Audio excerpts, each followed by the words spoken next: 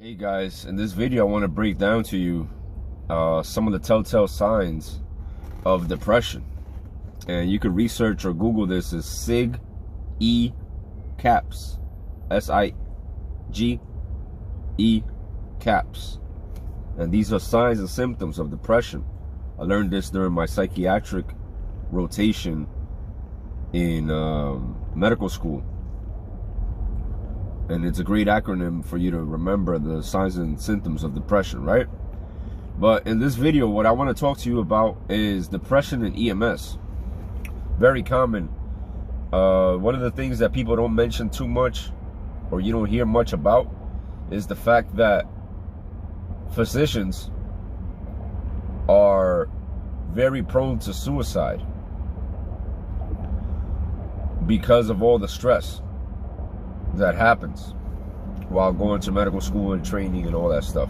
And in EMS, unfortunately, there's people that do or have committed suicide. And it's not something that's publicized a lot. And I have experience with depression in EMS because I've suffered from depression in EMS. Not to the point where I would commit suicide, but there were times where you're like, what's the purpose of living? And I wasn't thinking about it in a philosophical point. It was like, literally, why am I here to put up with all this stuff? And what I want to do is first tell you my story about it and how I prevent it from ever resurfacing. So there was a point in my life, right, where I was working as a paramedic, working overnights in a far location, and to save money on tolls, I was sleeping in my car during the summer, during the day, and at night, to stay awake, I would drink 1 to 2 cans of energy drink. And during the day, after getting off work, to fall asleep, I would drink or take melatonin pills. I was far from my family because I used to do this for 3 days in a row. To meet my 40 hours, I would just work consecutively.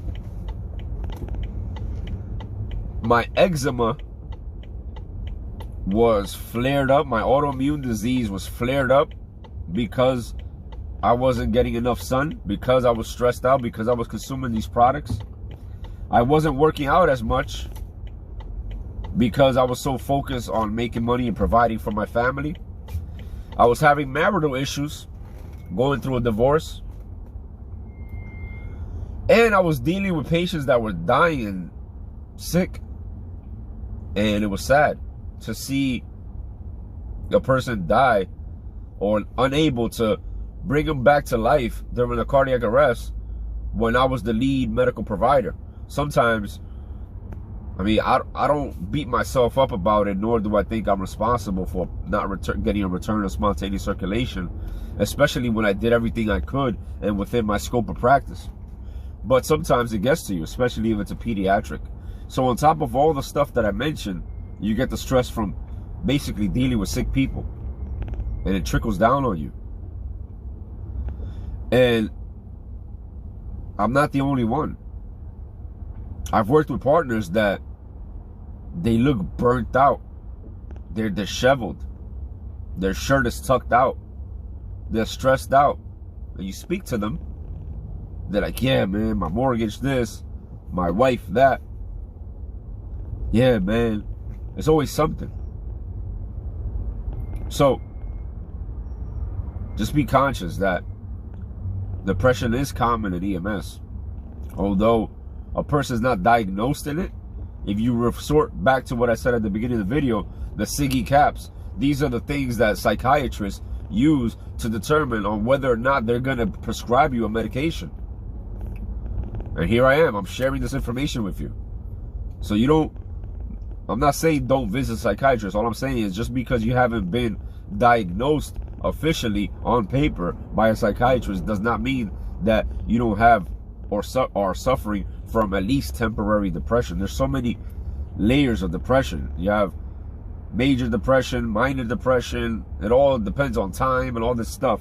Let's not get into that. But what I'm trying to say is that depression is common in EMS.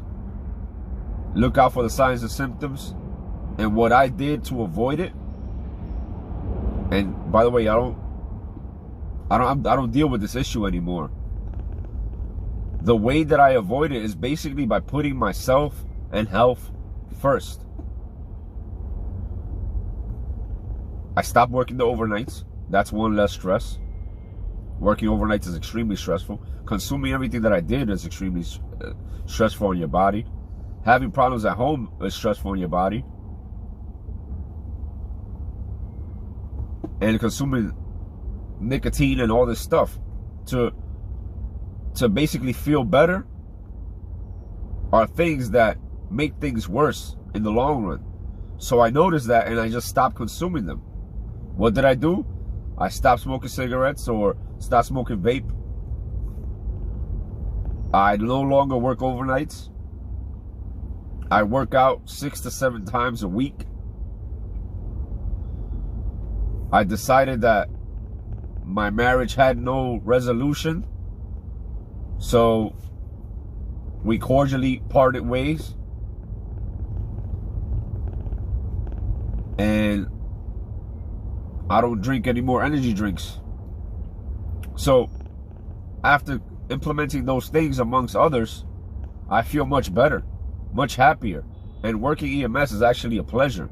So if ever you feel like you're burnt out, if you check off 1 or 2 boxes of the SIGI caps, then just know that you're probably suffering from depression and you need some R&R.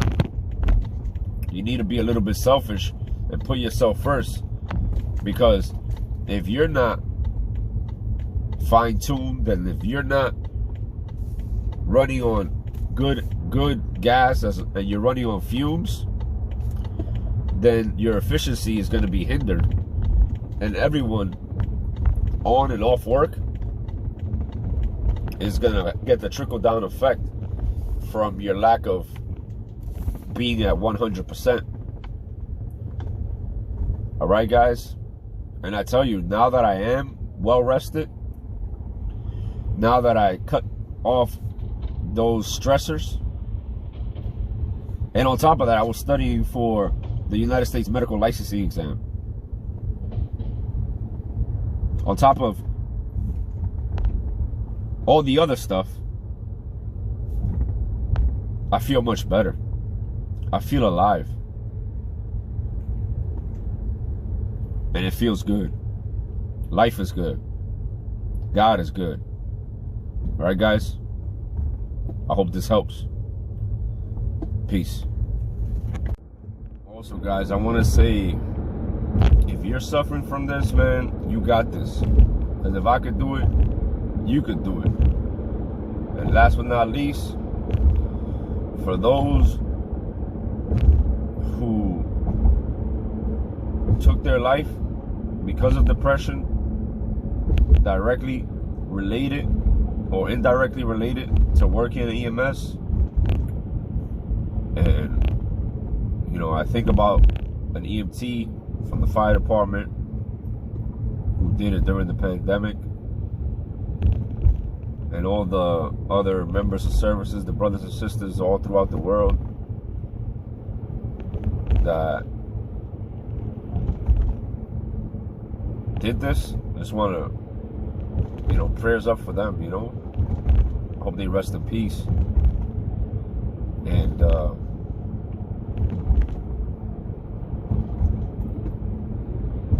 if you're suffering from this, man, you know, you can reach out to me. I got you. Or reach out to somebody else that you trust. You got this.